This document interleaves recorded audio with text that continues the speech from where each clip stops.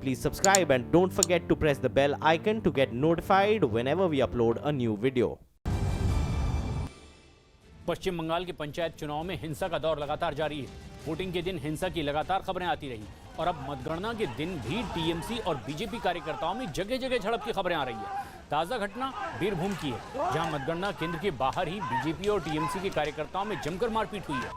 दोनों पार्टी के कार्यकर्ताओं ने एक दूसरे पर डंडे बरसाए। हालांकि मतगणना के लिए सुरक्षा के पुख्ता इंतजाम किए गए थे, लेकिन दोनों पार्टियों के कार्यकर्ताओं में झड़प रोकी नहीं जा सकी। और ये तस्वीरें बीरभूम की है। हालांकि हिंसक घटनाएं लगातार चुनाव के दिन से ही दिखाई दे रही है। सफी शमसी हमारे सहयोगी फोन लाइन पर मौजूद हैं। सफी, आखिर किस बात को लेकर ये विवाद भी सामने देखने को मिला है? ये देखिए, आज काउंटिंग का दिन है पश्चिम बंगाल में और यहाँ जो काउंटिंग के बाहर जो काउंटिंग सेंटर्स है उनके बाहर लोग जमा हो रहे थे। और ये मल्लारपुर की जो खबर है जिसमें दो पार्टियों के लोग मौजूद थे, जिसमें भाजपा भी थी और दूसरी जो है तृणमूल समर्थक भी वहाँ मौजूद थे। और वहाँ एक कैओस की सिचुएशन तैयार हो रही थी। वहाँ हमने देखा किस तरह से ये पुलिस ने कंट्रोल करने के लिए लाठीचार्ज किया। वहीं दूसरी ओर हमें दूसरी तस्वीरें मिली हैं जहाँ एक बूथ में घुसकर ये एलिगेशन रेज किया जा रहा है कि एक इंसान ने बैलेट जो पेपर्स होते हैं उस पर ठप्पे मारने की कोशिश की। तो यहाँ सारे जो पश्चिम बंगाल में चुनावों के बाद भी आज भी आप देखेंगे तस्वीरें जो सामने आ रही हैं, ये बहुत अच्छी जो है एक छवि प्रेजेंट नहीं कर रही है राज्य की। सफी, लेकिन पुलिस कार्रवाई कर रही है कुछ? किन पर कार्रवाई अब तक हो पाई है? ये देखिए, पुलिस की रीच जो है बूथ में एक बहुत लिमिटेड, बहुत सीमित तौर पर जो है उसकी रीच यहाँ इस वक्त चुनावों में हमने जो देखी है। इसके अलावा हम ये देख रहे हैं जो कार्यकर्ता है पार्टी के, जो ग्राउंड जो पार्टी का कैडर है, कई जगहों पर हम ये देख रहे हैं कि वो पूरी तरह से सिचुएशन को अपने हाथ में ले लेता है। और ये पार्टी जिस इलाके में ज्यादा हावी है, और ये नेचुरल है कि इस वक्त यहाँ तृणमूल का राज है, तो कई ज्यादा जगहों पर तृणमूल के कैडर हावी हैं। और इसके चलते आपने देखा कि चुनावों से पहले भी हमने हिंसा देखी, चुनावों के दौरान भी हमने हिंसा देखी, और अब चुनावों के बाद जब यहाँ काउंटिंग का दिन है तो उस वक्त भी यहाँ आपको पूरी तरह से कुछ भी शांतिपूर्वक जो है होता हुआ नहीं दिख रहा है। और इसमें गौरतलब बात यह है कि हालांकि 2019 इलेक्शन बहुत बड़े पैमाने पर होने हैं और वहाँ और उसका पंचायतों का कोई लेना देना नहीं है, लेकिन छोटे मुद्दे वाले इस इलेक्शन पे भी ये टेस्टिंग ग्राउंड बनकर सामने आया है। शुक्रिया सफी।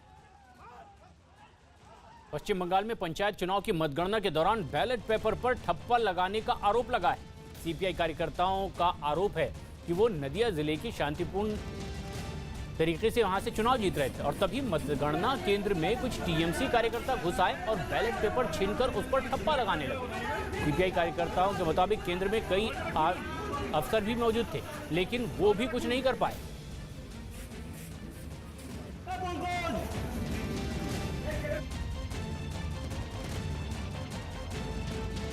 सर, जो पंचायत जो चुनाव हुए हैं उसके गिनती चल रही है और जिस तरीके के रुझान सामने आ रहे हैं, टीएमसी जो है लीड कर रही है और लेफ्ट जो है वो तीसरे नंबर पर नज़र आ रही है। किस तरह से इसको देखें नतीजों को? गिनती तभी हो सकता है जब चुनाव होता है। चुनाव तो हुआ नहीं, चुनाव तो पूरा दखल हो गया, पूरा गुंडागर्दी करते हुए पूरा जो लोकतंत्र उसका मर्डर हुआ।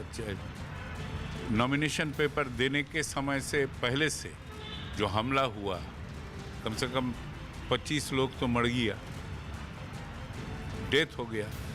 प्रिजाइडिंग ऑफिसर भी बचा नहीं, पोलिंग ऑफिसर, प्रिजाइडिंग ऑफिसर को भी कैसे ब्रूटली मर्डर किया गया। तो चुनाव ही हुआ नहीं तो गिनती किसका है? और गिनती है तो उसमें लीड किस बात का है? ये is nothing but A mockery, it does not have any sense. और ये पंचायत निर्वाचन का चुनाव में जो आएगा बंगाल में, वो that does not reflect anything. एक दखलदारी हो गया, लोकतंत्र खत्म कर दिया है लोग, यही स्थिति है। आपको लगता था कि इस तरह की स्थितियाँ होंगी पहले से ही? क्यों नहीं, पहले ही इसका मिले। जब नॉमिनेशन से हंगामा शुरू हो गया, नॉमिनेशन देने का पहले से, नॉमिनेशन देने के बाद उसको जाके थ्रेट करना नॉमिनेशन विड्रॉ करने के लिए, ये जब चलते रहा तो चुनाव ऐसा होगा, ये कोई स्वाभाविक है। उत्तर प्रदेश के वाराणसी में बन रहे एक पुल का हिस्सा गिरने से कबाड़ बन चुकी कई गाड़ियों को पुलिस लाइन में रखा गया। इस हादसे के बाद यूपी सरकार के सेतु निगम के एमडी और भ्रष्टाचार के आरोपी राजन मित्तल की तैनाती पर भी सवाल खड़े हो गए। हालांकि इन आरोपों के बीच हादसे की जद में आई गाड़ियों को पुलिस ने राहत और बचाव के काम के बाद मौके से हटा दिया। वाराणसी में कल हुए हादसे में बहुत सी गाड़ियां दब गई थी। हम पुलिस लाइन में मौजूद है जहां ये गाड़ियां ला के रखी गई हैं। लेकिन वाराणसी में इस पुल का निर्माण करवा रही सेतु निगम के एमडी राजन मित्तल एक बार फिर विवादों में घिर गए, क्योंकि उन पर पहले से ही भ्रष्टाचार के आरोप हैं। राजन मित्तल वही अधिकारी हैं जिन पर आगरा में चीफ इंजीनियर रहते हुए 25 करोड़ के फर्जी एफडी यानी फिक्स डिपॉजिट पर आरपी इंफ्रास्ट्रक्चर नाम की एक कंपनी को 1200 करोड़ का ठेका देने का आरोप है, जिसकी शिकायत समाजवादी पार्टी के कुछ नेताओं ने तब के मुख्यमंत्री अखिलेश यादव से की थी। शिकायत मिलने के बाद अखिलेश यादव के निर्देश पर उन्हें सेतु निगम के एमडी पद से हटा दिया गया था। साथ ही अखिलेश यादव की सरकार ने राजन मित्तल से जुड़े मामलों की जांच के आदेश भी दिए थे, लेकिन समाजवादी पार्टी की सरकार जाते ही राजन मित्तल एक बार फिर बीजेपी की सरकार में पद पाने में कामयाब रहे, जिन्हें भ्रष्टाचार के आरोपों के बावजूद पीडब्ल्यूडी मंत्री केशव प्रसाद मौर्य ने सेतु निगम की जिम्मेदारी दोबारा सौंप दी। लेकिन ब्रिज हादसे के बाद दोबारा विवादों में आए राजन मित्तल ने इस हादसे के लिए प्रशासन को ही जिम्मेदार ठहरा दिया। कितनी बारी जिला प्रशासन से ये कहा कि भाई हमें ट्रैफिक रेगुलेट कर दीजिए। अब डिस्ट्रिक्ट एडमिनिस्ट्रेशन को पत्र भी लिखे हैं, उसके खिलाफ एफआईआर भी हुई थी। भ्रष्टाचार के आरोपों में घिरे रहने के बावजूद इंजीनियर राजन मित्तल मायावती की सरकार में भी अहम पद पाने में कामयाब रहे थे। मौसम विभाग ने दिल्ली एनसीआर में आज फिर से आंधी आने की चेतावनी जारी की। मौसम विभाग के मुताबिक दिल्ली एनसीआर में 40 से 50 किलोमीटर प्रति घंटे की रफ्तार से आंधी आ सकती है। आंधी के साथ साथ कुछ इलाकों में हल्की बारिश भी हो सकती है। अमित कुमार सिंह हमारे सहयोगी फोनलाइन पर मौजूद हैं। अमित, किस तरह की और आशंका जाहिर की गई है मौसम विभाग की ओर से? जी प्रशांत, मौसम विभाग ने साफ साफ लफ्जों में अलर्ट जारी किया है और कहा है कि आज शाम 4 बजे के बाद दिल्ली एनसीआर में तेज आंधी चल सकती है और ये 40 से 50 किलोमीटर प्रति घंटे के हिसाब से यह आंधी होगी। और साथ ही साथ ये भी कहा है कि दिल्ली एनसीआर में हल्की बूंदाबांदी भी हो सकती है, कई जगहों पर बारिश भी हो सकती है। केवल दिल्ली एनसीआर ही नहीं, उत्तर भारत के कई इलाकों में आंधी ये चल सकती है और वेस्टर्न डिस्टर्बेंस की वजह से ये आंधी आ रही है। जी शुक्रिया अमित। कर्नाटक में बीजेपी को सरकार बनाने से रोकने के लिए कांग्रेस ने सुप्रीम कोर्ट का भी दरवाजा खटखटाया, लेकिन कोर्ट ने येडियुरप्पा के शपथ ग्रहण पर रोक लगाने से इनकार कर दिया। ये अदालत बीएस येडियुरप्पा के शपथ ग्रहण पर रोक का कोई आदेश नहीं दे रही है। अगर इस बीच वो शपथ ले भी लेते हैं तो भी अदालत उस पर आगे आदेश देने के लिए स्वतंत्र है। शपथ ग्रहण को रोका जाना चाहिए। हम शपथ ग्रहण समारोह पर रोक नहीं लगाएंगे। शपथ ग्रहण पर रोक लगाना अनुचित है। हम नहीं जानते कि येडियुरप्पा और राज्यपाल के बीच बैठक में क्या कुछ हुआ। मुझे नहीं लगता कि यहाँ बीएस येडियुरप्पा का पक्ष रखने वाला कोई मौजूद है। कुछ भी स्पष्ट नहीं है और कयासों के आधार पर कुछ भी तय करना ठीक नहीं। शपथ लेने से पहले आसमान नहीं टूट पड़ेगा। ये जिंदगी और मौत का सवाल नहीं है। किसी को फांसी पर नहीं चढ़ाया जा रहा है। अदालत संवैधानिक पद पर बैठे व्यक्ति को अपना संवैधानिक कर्तव्य निभाने से नहीं रोक सकती। इस देश में अदालत का आदेश मान्य है, लेकिन राज्यपाल को आदेश नहीं दिया जा सकता। येडियुरप्पा को सदन में बहुमत साबित करने के लिए 15 दिन का वक्त देना विधायकों की खरीद फरोख्त को न्योता देगा। हम ये नहीं जानते कि आखिर येडियुरप्पा ने राज्यपाल से बहुमत साबित करने के लिए कितने दिन का वक्त मांगा था। हमारी जानकारी में उन्होंने 7 दिन मांगे थे। इसीलिए कोर्ट शपथ ग्रहण को शाम 4:30 बजे तक रोके और बीजेपी तब तक अदालत में राज्यपाल को भेजी गई येडियुरप्पा की चिट्ठी पेश करे। हम नहीं जानते कि राज्यपाल ने किस आधार पर उन्हें सरकार बनाने का न्योता दिया है।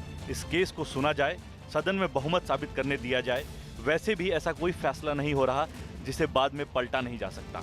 यहाँ 3 पार्टियां हैं। बीजेपी सबसे बड़ी पार्टी है, कांग्रेस दूसरे नंबर पर है और जेडीएस तीसरे नंबर पर। अब कांग्रेस जेडीएस गठबंधन के पास बीजेपी से ज्यादा सीटें हैं। ऐसे में आखिर किस आधार पर येडियुरप्पा ने सरकार बनाने का दावा पेश किया है? हमारे पास वैसे भी समर्थन की कोई चिट्ठी नहीं है। ये सिर्फ अनुमान है। नंबरों के गणित का भी कोई आधार तो होना ही चाहिए। मुमकिन है उन्होंने विधायकों के समर्थन की जो चिट्ठी दी है उसमें दिख रहे हस्ताक्षर असली ना हो। खतरा विधायकों की खरीद फरोख्त का है, जिसके लिए भारी भरकम पैसे का इस्तेमाल किया जा सकता है। अगर राज्यपाल रात 9:30 बजे सुबह 9:30 बजे शपथ ग्रहण का आदेश पारित कर सकते हैं तो मेरे पास भी रात में आपको जगाने के अलावा कोई विकल्प नहीं था। मैं सुप्रीम कोर्ट के 3 जजों का शुक्रगुजार हूं कि उन्होंने रात के 2 बजे इस केस की सुनवाई की। इस केस का जो भी नतीजा निकले, इसमें जीत लोकतंत्र की हुई है।